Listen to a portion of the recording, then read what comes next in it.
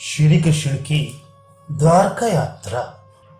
वैशंपायन जी कहते हैं, जन्मेजय परम पूजनीय भगवान श्री कृष्ण खांडव प्रस्थ में सुखपूर्वक रहकर प्रेमी पांडवों के द्वारा नित्य पूजित होते रहे। तदनंतर पिता के दर्शन के लिए उत्सुक होकर विशाल नेत्रों वाले श्री कृष्ण ने धर्मराज युधिष्ठिर और कुंती की आज्ञा लेकर वहां से द्वारका जाने का विचार किया। जगदवंद केशव ने अपनी बुआ कुंती के चरणों में मस्तक रखकर प्रणाम किया और कुंती ने उनका मस्तक सूंघकर उन्हें हृदय से लगा लिया। तत्पश्चात महायशस्वी ऋषिकेश अपनी बहन सुभद्रा से मिले। उसके पास जाने पर इसने वश उनके नेत्रों में आंसू भराए।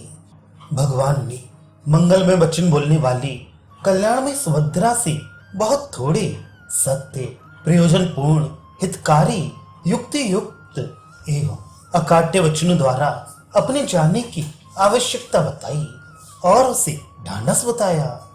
सुभद्रा ने बार बार भाई की पूजा करके मस्तक झुकाकर उन्हें प्रणाम किया और माता पिता आदि स्वजनों से कहने के लिए संदेश दिए।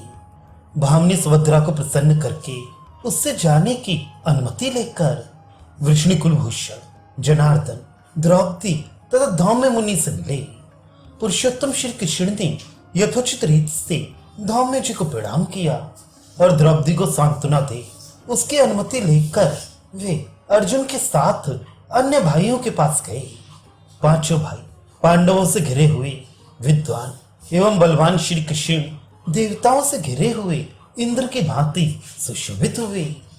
तदनंतर गरुड़ध्वज श्री कृष्ण ने यात्रा कालोचित कर्म करने के लिए पवित्र हो स्नान करके अलंकार धारण किया। फिर उन यदुश्रेष्ठ ने प्रचुर पुष्पमाला, जप, नमस्कार और चंदन आदि अनेक प्रकार के सुगंधित पदार्थों द्वारा देवताओं और ब्राह्मणों की पूजा की।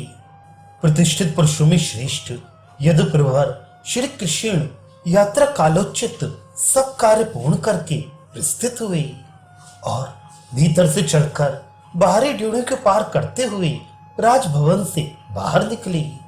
उस समय स्वयं ब्राह्मणों ने सस्ते वाचन किया और भगवान ने दही से भरे पात्र, अक्षत, फल आदि के साथ उन ब्राह्मणों को धन देकर उन सब की परिक्रमा की।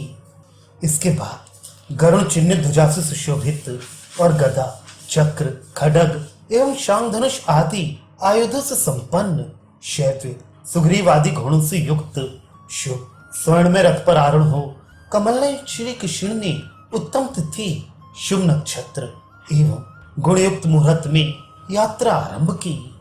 उस समय श्री कृष्ण का रथ हाँकने वाले सारथियों में श्रेष्ठ दारुक को हटाकर उसके स्थान में राजा युधिष्ठिर प्रेम पूर्वक भगवान के साथ रथ पर जा बैठे। गुरुराज युधिष्ठिर ने घोड़ों की बागडोर स्वयं अपने हाथ में ली। फिर महाबाहु अर्जुन भी रथ पर बैठ गए और स्वर्ण में दंड से विभूषित श्वेत चंवर लेकर दाहिनी ओर से उनके ऊपर डुलाने लगे। इसी प्रकार नकुल सहदेव सहित बलवान भीमसेन भी ऋतुजों और पूर्ववासियों के साथ भगवान श्री कृष्ण के पीछे पीछे चल रहे थे। उन्होंने वेग पूर्वक आगे बढ़कर शांग धनुष धारण करने वाले भगवान श्री कृष्ण के ऊपर दिव्य मालाओं से सुशोभित एवं सौशलाकाओं से युक्त स्वर्ण विभूषित छत्र लगाया। उस छत्र में वैदुर्य मणि का डंडा लगा हुआ था। नकुल और सहदेव भी शीघ्रता पूर्वक रथ पर आरूढ़ हो श्वेत चंवर और व्यजन डुलाते हुए जनार्दन की सेवा करने लगे। उस समय अपने समस्त फफेरे भाइयों से संयुक्त शत्रुदमन केशव ऐसी शोभा पाने लगे मानो अपने प्रिय शिष्यों के साथ गुरु यात्रा कर रहे हों। श्री कृष्ण के विछोह से अर्जुन को बड़ी व्यथा हो रही थी। गोविंद ने उन्हें हृदय से लगाकर उनसे जाने की अनुमति ली। फिर उन्होंने युधिष्ठिर और भीमसेन का चरण स्पर्श किया। युधिष्ठिर, भीम और अर्जुन ने भगवान को छाती से लगा लिया और नकुल सहदेव ने उनके चरणों में प्रणाम किया। तब भगवान ने भी उन दोनों को छाती से लगा लिया। भारत शत्रु विजय श्री कृष्ण ने 2 कोस दूर चले जाने पर युधिष्ठिर से जाने की अनुमति ले यह अनुरोध किया कि अब आप लौट जाइए। तदनंतर धर्मज्ञ गोविंद ने प्रणाम करके युधिष्ठिर के पैर पकड़ लिए। फिर पांडु कुमार धर्मराज युधिष्ठिर ने यादव श्रेष्ठ कमल नयन केशव को दोनों हाथों से उठाकर उनका मस्तक सूंघा और जाओ कहकर उन्हें जाने की आज्ञा दी। तत्पश्चात उनके साथ पुनः आने का निश्चित वादा करके भगवान मधुसूदन ने पैदल आए हुए नागरिकों सहित पांडवों को बड़ी कठिनाई से बैठाया और प्रसन्नता पूर्वक अपनी पूरी द्वारका को गए, मानो इंद्र अमरावती को जा रहे हो। जब तक वे दिखाई दिए तब तक पांडव अपने नेत्रों द्वारा उनका अनुसरण करते रहे।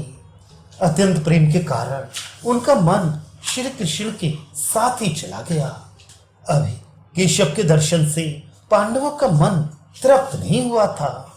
तभी नैनाभिराम भगवान श्री कृष्ण सहसा अदृश्य हो गए। पांडवों की श्री कृष्ण दर्शन विषय कामना अधूरी ही रह गई। उन सबका मन भगवान गोविंद के साथ ही चला गया। अब वे पुरुष श्रेष्ठ पांडव मार्ग से लौटकर तुरंत अपने नगर की ओर चल पड़े। उधर श्री कृष्ण भी रथ के द्वारा शीघ्र ही द्वारका जा पहुंचे। सातवंशी वीर सात्यकी भगवान श्री कृष्ण के पीछे बैठकर यात्रा कर रहे थे और सारथी दारुक आगे था। उन दोनों के साथ देवकी नंदन भगवान श्री कृष्ण वेगशाली गरुड़ की भांति द्वारका पहुंच गए। वैशंपायन जी कहते हैं, जन्मेजय अपनी मर्यादा से च्युत न होने वाले धर्मराज युधिष्ठिर भाइयों सहित मार्ग से लौटकर सुहृदों के साथ अपने शेष नगर के भीतर प्रविष्ट हुए। राजन वहां पुरुष सेन धर्मराज ने समस्त सुहृदों भाइयों और पुत्रों को विदा करके राजमहल में द्रौपदी के साथ बैठकर प्रसन्नता का अनुभव किया। इधर भगवान केशव भी उग्रसेन आदि श्रेष्ठ यादवों से सम्मानित हो प्रसन्नता पूर्वक द्वारकापुरी के भीतर गए। कमल नयन श्री कृष्ण ने राजा उग्रसेन, बूढ़े पिता वसुदेव और यशस्विनी माता देवकी को प्रणाम करके बलराम जी के चरणों में मस्तक झुकाया। तत्पश्चात जनार्दन ने प्रधुम, साम, निषठ, चारुदेश्य, गद, अनिरुद्ध तथा भानु आदि को स्नेह पूर्वक हृदय से लगाया और बड़े बूढ़ों की आज्ञा लेकर रुक्मिणी के महल में प्रवेश किया। इधर महाभाग मैंने भी धर्मपुत्र युधिष्ठिर के लिए विधि पूर्वक संपूर्ण रत्नों से विभूषित सभा मंडप बनाने की मन ही मन कल्पना की।